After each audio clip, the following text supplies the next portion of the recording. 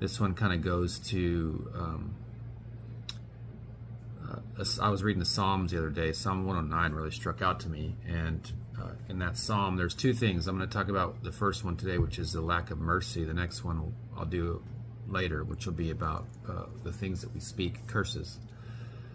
So in Psalm 109, the beginning, beginning 16 verses, I think, God talks about a wicked man, and this guy is talking about this wicked man that's against him, and he's wicked, he's doing all these things, and let all these punishments happen to him. And then he says in verse 16, he says, all these things happen because this man did not remember to show mercy. He did not remember to show mercy, but he persecuted the poor and the needy, and so we see here that all these things, all these bad things happen to this man because he did not show mercy. Fast forward to the New Testament. So we know that's the Old Testament. We got the New Testament. The New Testament says that blessed are the merciful, for they shall receive mercy. When we walk with the Lord, we're going to make mistakes. We're going to screw up.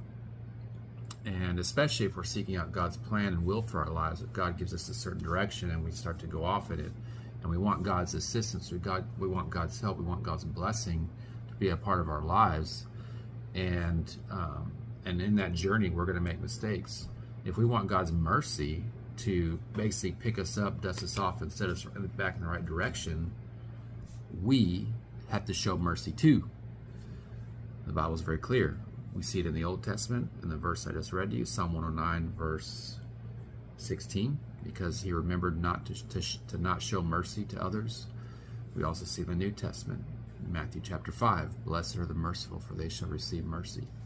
And so I would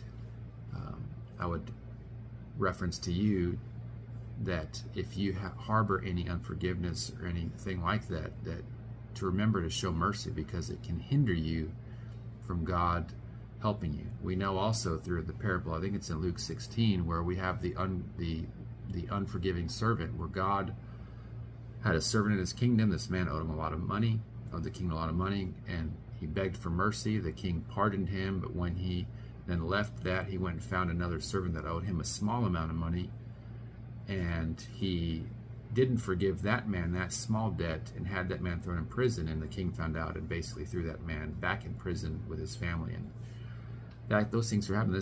This is God's heart towards that. And so I would say, forgive those that you need to forgive, show mercy to those that you need to show mercy, and God will help you, God will assist you. God bless.